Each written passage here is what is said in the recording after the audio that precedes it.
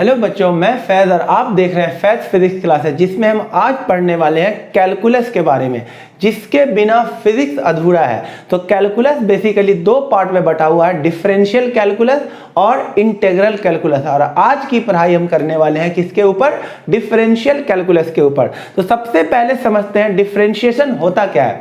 Basically differentiation क्या होता है बच्चों?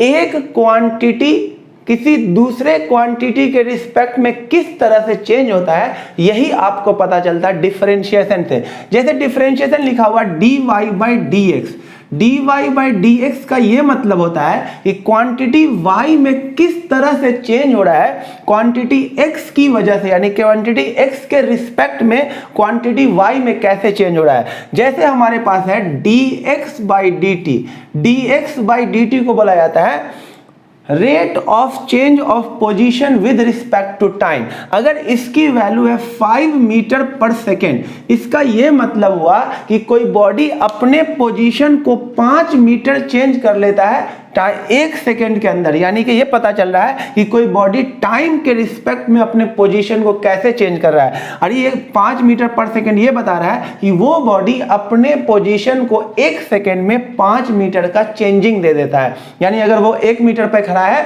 तो अगले सेकेंड 6 मीटर पे खड़ा हो जाएगा, अगले सेकेंड क्या हो जाएगा 11 मीटर पे खड़ा हो जाएगा। इसका मतलब अगर यहां पे लिखा हुआ dv बाई dt, ये है rate of change of velocity, यानी वेलोसिटी किस रेट से चेंज हो रहा है टाइम के रिस्पेक्ट में। अगर इसकी वैल्यू है 10 मीटर पर सेकेंड, इसका मतलब ये हुआ कि कोई बॉडी अपनी वेलोसिटी को चेंज कर रहा है। कितना चेंज कर रहा है?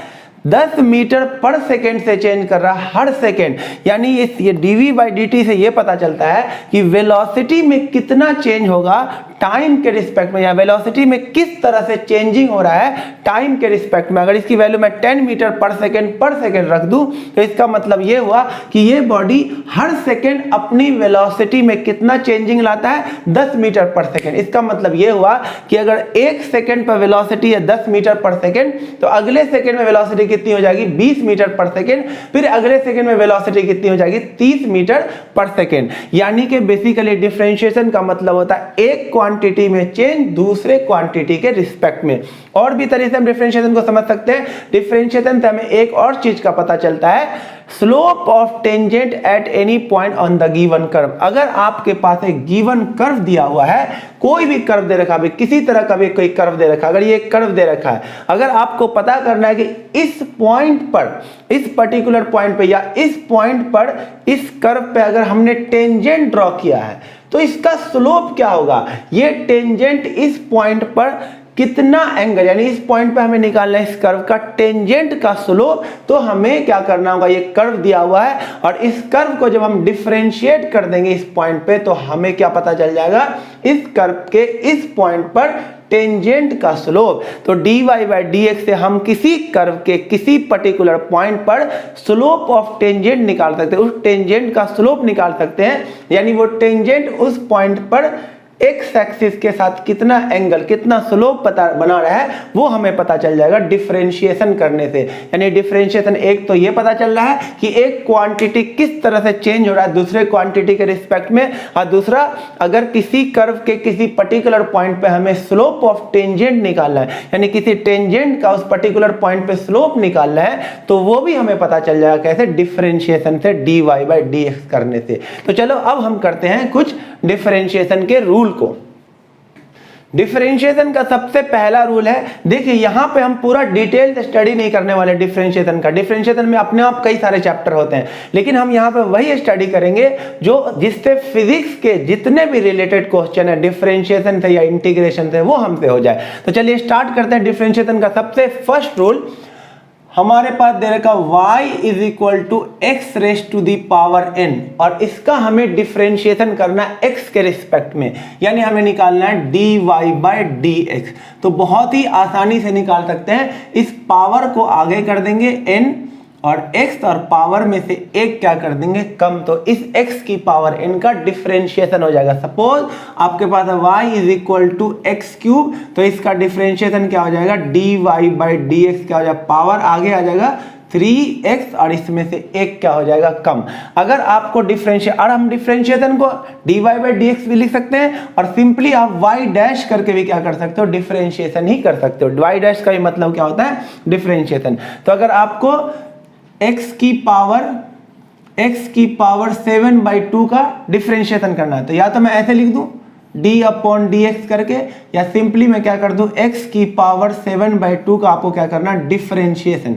तो कैसे करेंगे डिफरेंशिएशन, 7/2 आगे आ जाएगा, फिर x लिखाएगा और 7/2 में से एक कम हो जाएगा। 7/2 में से एक कम करोगे तो कितना आ जाएगा, 5/2। उसी तरह से आपको अगर डिफरेंशिएशन करना हो x की पावर -5/2 का डिफरेंशिएशन करना है तो कैसे करेंगे डिफरेंशिएशन, फिर से या तो आप ऐसे लिख सकते हैं या सिंपल डैश लगा दे तो ये डिफरेंशिएशन हो जाएगा। हम फिजिक्स में क्वेश्चन जल्दी जल्दी करना होता है हमें, तो हमें डायरेक्ट ऐसे करके हम डिफरेंशिएशन कर सकते हैं।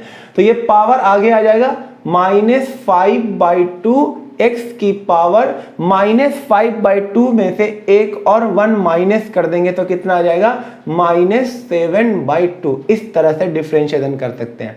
x की पावर 1/2 का हमें डिफरेंशिएशन करना है तो ऐसे भी लिख सकते हो डिफरेंशिएशन, या फिर आप इसको इस तरह से लिख सकते हो d upon dx of x की पावर 1/2, यानी x की पावर 1/2 का डिफरेंशिएशन x के रिस्पेक्ट में कितना होगा। तो ये पावर क्या आ जाएगा, फर्स्ट फॉर्मूले के अकॉर्डिंग पावर आगे आ जाएगा और x की पावर में से एक कम हो जाएगा।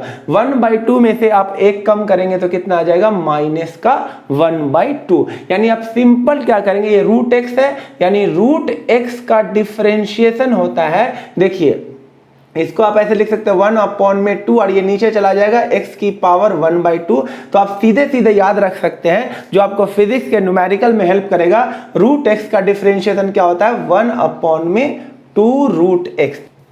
अब देखिए सेकेंड टाइप का, अगर कोई फंक्शन दे रखा y इज इक्वल टू कोई कांस्टेंट है और x की पावर n है, तो इसका डिफरेंशिएशन कैसे करेंगे, dy बाई dx हम कैसे करेंगे, पहले कांस्टेंट को अलग कर देंगे और जो x की पावर n का है वो पुराने तरीके से डिफरेंशिएशन कर देंगे, n आ जाएगा आगे, x की पावर n-1 हो जाएगा। यानी ओवरऑल ये जो पावर है उस कांस्टेंट से क्या हो जाएगा, मल्टीप्लाई, और फिर पावर में से एक कम हो जाएगा। जैसे आपको डिफरेंशिएशन करना 5x की पावर 4 का डिफरेंशिएशन करना है, मैं फिर से बोल रहा हूं, या तो ऐसे लिखूं या फिर आप ऐसे लिखो d upon dx of 5x की पावर 4, लेकिन मैं आसानी से सिर्फ डैश लगा देता हूं, इसका भी मतलब क्या, डिफरेंशिएशन।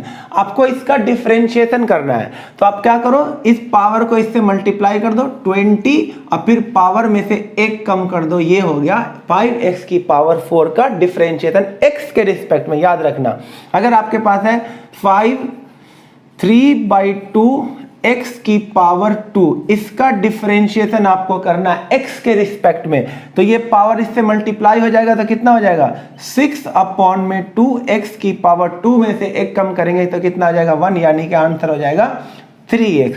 यानी कोई कांस्टेंट अगर लगा हुआ है तो उसको पहले बाहर करेंगे डिफरेंशिएशन से, फिर x की पावर n का डिफरेंशिएशन कर देंगे। जैसे हमारे पास 5 raise to the power x, इसका 5 इंटू x का डिफरेंशिएशन करना है तो पहले कांस्टेंट को क्या करेंगे, बाहर, फिर x की पावर 1, कुछ नहीं लिखा हुआ था, पावर क्या 1, तो x की पावर 1 का डिफरेंशिएशन करेंगे तो 1 यहाँ पे आ जाएगा और फिर x का 1 में से एक और कम करेंगे तो ये आ जाएगा 1-1, यानी आंसर हो जाएगा 5x की पावर 0, और किसी टर्म की पावर 0 क्या होता है 1, तो इसका डिफरेंशिएशन क्या हो जाएगा 1। यानी इससे ये पता चला जो x का डिफरेंशिएशन होता है वो कितना होता है बच्चों, 1। देखो 5 बाहर और x का डिफरेंशिएशन कितना हो गया, 1। और देखिए इस पे कैसा क्वेश्चन बन सकता है, -7/2 x की पावर -3/2, इसका डिफरेंशिएशन करना है तो पहले कांस्टेंट को अलग कर देंगे, -7/2 को अलग कर दिया, आप इसको क्या करेंगे, बेसिक फॉर्मूला जो है उससे डिफरेंशिएट कर देंगे, पावर आगे आ जाएगा -3/2 और x की पावर -3/2 में से एक और 1 कम हो जाएगा, यानी -3/2 -1 कितना हो जाएगा, x की पावर -5/2। तो हमारा आंसर कितना आ जाएगा, 21/4 x की पावर -5/2। तो अब अगर हमारे पास सिंपल कांस्टेंट का डिफरेंशिएशन दे दे, कोई भी कांस्टेंट का डिफरेंशिएशन, यानी कि y इज इक्वल टू मान लो दे रखा है 6 और इसका डिफरेंशिएशन किसी के भी रिस्पेक्ट में पूछे dy बाई dx आपसे पूछ दे, तो 6 अकेले कांस्टेंट का डिफरेंशिएशन क्या होता है 0। किसी भी कांस्टेंट का डिफरेंशिएशन, किसी भी सिंगल कांस्टेंट का डिफरेंशिएशन किसी के भी रिस्पेक्ट में क्या होता है 0। इसका सबूत आपके पास ये है, y इज इक्वल टू 6 ये लाइन है और मैं बोल रहा हूं dy बाई dx और ये x एक्सिस है, यानी क्या x के बढ़ने या घटने से y की वैल्यू चेंज होगी? नहीं, बिल्कुल नहीं। x चाहे कितना भी बढ़ जाए चाहे घट जाए, y की वैल्यू 6 की 6 ही रहेगी। कांस्टेंट 6 है तो वो 6 ही रहेगा, चाहे x कितना भी बढ़ जाए। यानी x के चेंज होने से ये y की वैल्यू 6 से 5 नहीं हो जाएगी, 4 नहीं हो जाएगी। यानी किसी भी कांस्टेंट का डिफरेंशिएशन किसी भी फंक्शन के रिस्पेक्ट में क्या होता है बेटा 0 होता है। देखिए और कुछ अच्छे अच्छे क्वेश्चन लेके समझते हैं डिफरेंशिएशन को। जैसे ये y दे रखा है, x का फंक्शन है, इसको डिफरेंशिएट करना है x के रिस्पेक्ट में, यानी हमें इस क्वेश्चन में निकालना है dy बाई dx, इसको डिफरेंशिएट करना है x के रिस्पेक्ट में। तो अब इस तीन फंक्शन है तो उसको बारी बारी अलग अलग से क्या कर देंगे, डिफरेंशिएट कर देंगे। यानी कि 3x स्क्वायर का भी डिफरेंशिएशन करेंगे, डैश लिखो या d अपॉन dx लिखो, एक ही बात है। और प्लस 6x का भी डिफरेंशिएशन कर देंगे और कांस्टेंट 2 का भी क्या कर देंगे, डिफरेंशिएशन। चाहे आप d अपॉन dx करके लिखो या चाहे डैश लगा दो, आपको समझने से मतलब है, डिफरेंशिएशन करने से मतलब है। तो कांस्टेंट 3 बाहर हो जाएगा और x स्क्वायर का डिफरेंशिएशन क्या हो जाएगा 2x। बेसिक फॉर्मूला x की पावर n के कॉन्सेप्ट से क्या होता है डिफरेंशिएशन, n बाहर x की पावर n माइनस 1। तो वही मैंने यहाँ पे किया है। प्लस 6x में से 6 बाहर और x का डिफरेंशिएशन मैंने बता दिया था बेसिक फॉर्मूला के अकॉर्डिंग, इसका डिफरेंशिएशन क्या हो जाएगा ओनली 1। कैसे आया, ये 1 आगे आया, x की पावर 1 माइनस 1 0 और किसी टर्म की पावर 0 क्या होता है 1, तो x का डिफरेंशिएशन क्या हो गया 1 और किसी कांस्टेंट का डिफरेंशिएशन क्या होता है 0। तो यहां से dy बाई dx आ गया 6x प्लस में 6, बहुत ही आसानी से। अब इसको अगर हमें डिफरेंशिएट करने को बोला गया t के रिस्पेक्ट में, हमें बोला गया है इस x को डिफरेंशिएट करके दिखाओ t के रिस्पेक्ट में, यानी we have to find dx upon dt, dx by dt ये हमें निकालना है। यानी x का डिफरेंशिएशन t के रिस्पेक्ट में, सबको बारी बारी से डिफरेंशिएट कर देंगे। 8t क्यूब का डिफरेंशिएशन t के रिस्पेक्ट में, माइनस 3t स्क्वायर का डिफरेंशिएशन t के रिस्पेक्ट में, प्लस 6t का डिफरेंशिएशन t के रिस्पेक्ट में और 1 का डिफरेंशिएशन t के रिस्पेक्ट में। तो इसका डिफरेंशिएशन कांस्टेंट बाहर, t क्यूब का डिफरेंशिएशन पावर 3 बाहर, अब पावर में से एक कम, ये हो जाएगा आंसर। इसका कांस्टेंट 3 बाहर और t स्क्वायर का डिफरेंशिएशन 2 आगे आ जाएगा 2t और प्लस में 6 बाहर और t का डिफरेंशिएशन 1। जैसे x का डिफरेंशिएशन x के रिस्पेक्ट में 1, तो t का डिफरेंशिएशन t के रिस्पेक्ट में 1, y का डिफरेंशिएशन y के रिस्पेक्ट में 1 और किसी भी कांस्टेंट का डिफरेंशिएशन क्या होगा 0। तो आंसर आ जाएगा 24t square minus 6t plus में 6। तो इस तरह से हम डिफरेंशिएट कर सकते हैं। अब हमारे पास ये v दे रखा है, इसको डिफरेंशिएट करना है t के रिस्पेक्ट में, मतलब हमें निकालना है dv बाई dt। तो बहुत ही आसानी से डिफरेंशिएट कर सकते हैं। अब हम डायरेक्ट कर सकते हैं डिफरेंशिएशन, इस 4 बाहर t स्क्वायर का डिफरेंशिएशन 2t माइनस 6 बाहर t का डिफरेंशिएशन 1 और अकेले कांस्टेंट का डिफरेंशिएशन 0। तो आंसर आ जाएगा 8t माइनस का 6। इस तरह से हम डिफरेंशिएट करते हैं। मैंने वही कॉन्सेप्ट बताया है जो आपके फिजिक्स में क्वेश्चन करने में यूज होगा।